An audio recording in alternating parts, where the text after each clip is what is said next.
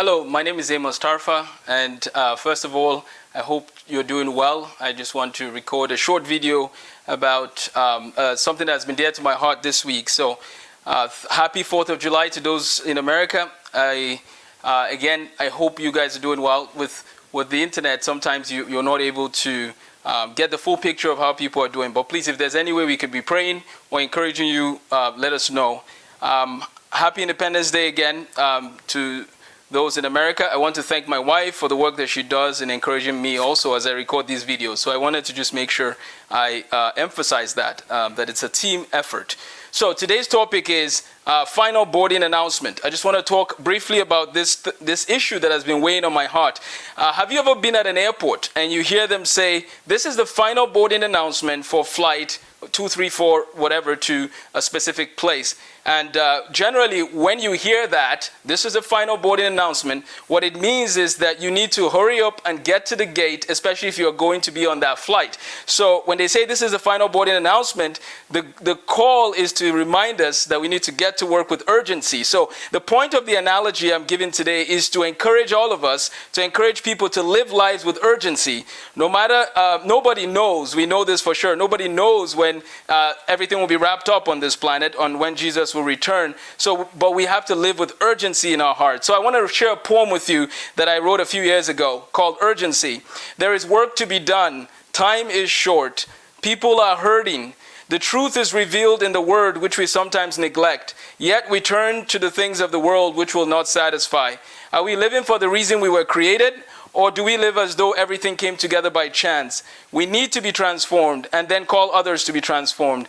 Let us rise and let us get up and let us strive for perfection, like it says in Philippians chapter 3.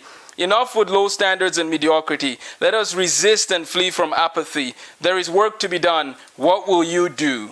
What will I do? There is work to be done. And so when I say this is the final boarding announcement, part of what I'm saying is we look at the state of affairs of the world.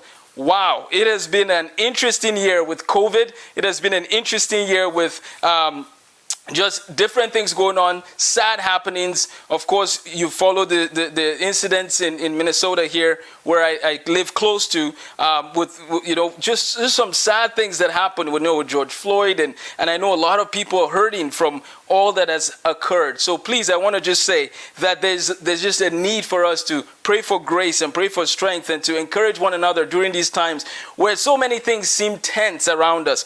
But please let us remember, with all the COVID discussions, with all I heard this week actually, something about new viruses in pigs that somebody mentioned, not transmitted to humans, no. But I'm just saying, when I even heard about something with virus again, I thought, oh boy, I hope nothing comes of, just that whole scenario, because they said the strain was one that had pandemic potential, and that, of course, that one I believe was a very lethal strain also, and so on and so forth. I didn't follow the story, but please, if you have more details on that, let me know on that story. But my point is, how do we live with peace and joy in the midst of everything going on? We can, by the grace of God. So in the midst of COVID, in the midst of all the things going on in America and around the world, it is definitely time for us to live with urgency, to make the most of the days, because as it says in Ephesians chapter 5, let us walk while it is day. Well, that's John 9, but in Ephesians 5, it reminds us that the days are evil. Let us make the most of every day.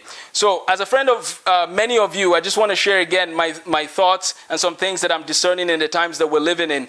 It seems to me that there are many parts of the Bible sometimes that we forget, and I forget that too. And one of those is in regards to remembering that there will come a day when, we'll have the end of all things. And so we have to keep our eyes and our hearts pointed up to the things to come. And we need to keep Christ at the center of how we live our lives. So we need to remember that. That's really the final boarding announcement in terms of reminding us to live with urgency. We have some friends that had a sibling that got into a car accident, which is a very sad situation. And it just reminded me of how sudden life can be, how sudden things can change. And so every single day I need to live remembering that it's the mercy of God that sustains me. I need to remember every day that it is by God's grace place that I am where I am, and I am headed where I am headed. So we need to press in and ask God for grace and for strength. So it's very important that we make the most of every day. Every day is a blessing. Every day is an opportunity to love, to care, to show kindness. Every day is an opportunity. Let us not wait till tomorrow to change. Let us not wait till tomorrow to grow. So we need to pay attention to the reminders that Jesus gives us all through the scriptures. And so one of the things I was going to say is, what is the point of friendship if we can't encourage one another? Well, one of the things we have to remember is that we have to seek opportunities to encourage one another. When somebody has a situation that is difficult, someone else can speak into their life, and so on and so forth. Let us encourage one another. Let us love one another even during these days. I want to leave you with some passages to please look into. Ezekiel chapter 3. Revelation chapter 22. So Ezekiel 3 and Revelation 22, and then Matthew chapter 7. I will go through a lot of these in the next few weeks, but I just wanted to encourage us to look at what it says, especially Ezekiel 3, where it reminds us, again, if you know something that will encourage somebody else or point them in the right direction, and you don't say anything about it, then essentially you're allowing that person to go down a path that does not lead to life. So let's remember to encourage one another all the more during these days. In 2 Peter and 2 Timothy, I found it interesting also that Paul was writing as he was wrapping things up. That's when he said, I have fought the good faith. I have finished the race. I have kept the faith. Finally, there is laid up for me the crown of righteousness. So when you hear the last words of Paul and then the last words of Peter in 2 Peter chapter 3, I believe 2 Peter 1 verse 12 or 3 verse 12, it reminds us again, for this reason I will not be negligent to remind you. I apologize, it is 2 Peter 1. He says, to remind you always of these things, though you know and I establish in the present truth. Yes, I think it is right, as long as I am in this tent, to stir you up by reminding you, knowing that shortly I must put off my tent. Notice that Peter is saying urgency again. When their lives were coming to an end, Peter and Paul, they spoke with urgency. Now, I pray that we live. There's a verse in the Bible that says, I shall not die, but live to declare the glory of God. But I pray that we live, not just to breathe and be taking up space, but that we live to make a tangible impact in the kingdom of God, seeking to cause others to know him and to live for him. So please, if you get an opportunity, please read 2 Peter and 2 Timothy and let me know what you think about those passages.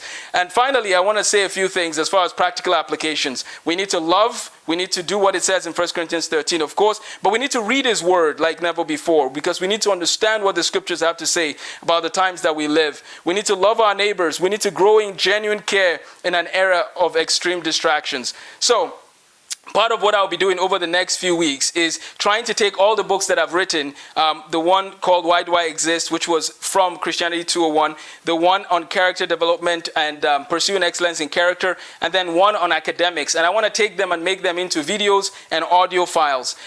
My hope is that these videos can be an encouragement to people all around the country and maybe beyond that. I will be doing education videos to encourage people who are in school on how to excel in time management as well as in the different subjects that they're studying.